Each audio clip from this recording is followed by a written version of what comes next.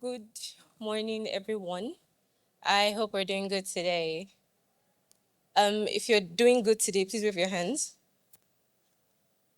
That's not a lot of us. Are you doing good today? Wave your hands. All right, that's better. Okay. My slides. Can I have my slides up, please?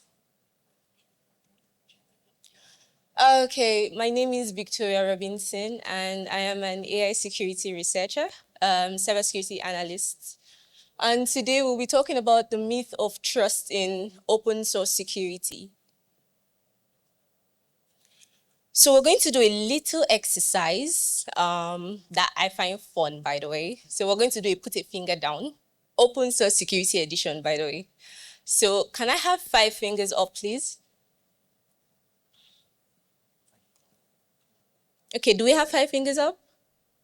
All right, so put a finger down if your security plan is basically hope nothing bad happens. If for every time you want to deploy something, for every time you want to install something, the entire point is I hope nothing bad happens after I do this. I don't think we're being sincere, but that's fine. Okay. Put a finger down if you've installed a package without checking its dependencies. Put that finger down. Put a finger down if you've added a dependency without scrolling to the bottom of the README. I'm still seeing 4 fingers. I'm not sure how possible that is. Okay. Put a finger down if you've updated a dependency just to get rid of the scary red warning. Okay. Put a finger down if you saw last updated 5 years ago and still use the library. You have 1 finger remaining already. All right, last one. Put a finger down if your code review was basically LGTM. Okay, I see some people with 1 finger up and 2 fingers up. Validates why we're having this talk right now. Let's look at open source security by the numbers. 70 to 90% of modern software uses open source components. 95% of vulnerabilities come from dependencies. 528 average open source components per application, and 70% of open source software is poorly maintained or abandoned. 51% of open source software vulnerabilities have no fix. 4 years average age of vulnerabilities before discovery. 7% of contributors are not security specialists. 81% of code bases have at least one known vulnerability. One compromised package can impact thousands of projects. I think this in itself lets us know that there is a need to be paranoid sometimes, the positive way anyway, because it's not everything you see that you use. Just because it's open source does not mean it is secure. Because I think that somehow we've grown to think that open source means transparent. And because it is transparent, it is secure. Because anybody can contribute to it, anybody can make our project better, anybody can do whatever it is to the project, means that people that are reviewing it have security knowledge in order to catch vulnerabilities, and that is not true. The paradox of trust.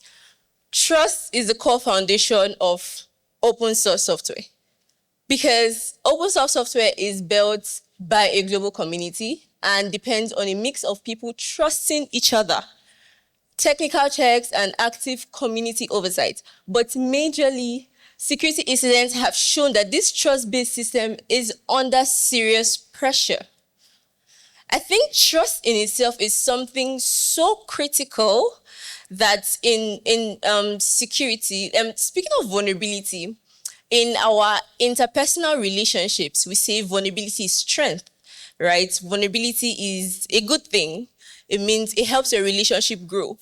But in cybersecurity, vulnerability is a very bad thing. You need trust to be vulnerable. And guess what is happening with open source software? Trust. We're trusting the maintainers, trusting the contributors, trusting the builders. We have limitations on the current trust model, which is code transparency misconceptions, which is what I mentioned earlier. We assume that because it is transparent, then anybody is able to review and it is secure. Vulnerability in trust networks. We have supply chain vulnerabilities across the dependencies that you use. Exploitation of transparency. I don't know who have heard of the XZ utilist that happened in 2024, where an attacker contributed to the project over the years and gained maintenance access and was able to install a backdoor. That is building trust in the community enough to exploit the project that they contributed in building. False security of many eyes. So we have this assumption that many eyes are viewing, so many eyes are looking at the security aspects of things, but only 7% of people that contribute in open source software are security specialists. So there's little security in terms of many eyes are looking. Security is human. First, we have maintainer burnout. Reduce review quality. You could just imagine you are reviewing or formatting a document.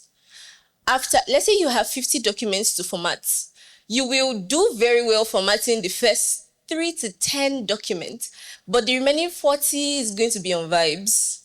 And that's just human, right? We have social engineering, exploiting community norms of openness and collaboration. Global anonymous participation makes identity verification difficult. Nobody really uses their actual names on platforms like this. Cultural communication gaps can mask malicious behavior. And then we have emerging solutions in open source software security. First is the zero trust architecture. Zero trust is something that is still surprisingly still emerging in cybersecurity, where I don't trust you until proven otherwise. Fundamentally, zero trust. Never trust, always verify. Verification-based security, SIG-Store, reproducible builds, SLSA, provenance, community-based trust verification, that is the actor reputation metrics, network-centric trust, governance improvements, clear governance, multi-stage reviews, tailored vulnerability management, and then we have technical tooling. We have some of the technical toolings available, including anomaly detection. These are some emerging solutions to securing open source software. Now, as our elders would say, when you are eating with the devil, I'm not trying to say anybody's the devil. It's just an adage. When you are eating with the devil, you must use a long spoon. Open source is a table where everyone is invited, but not everyone who comes to the table has good intentions. Bring your long spoon. Thank you very much. Oh, nice. That was good.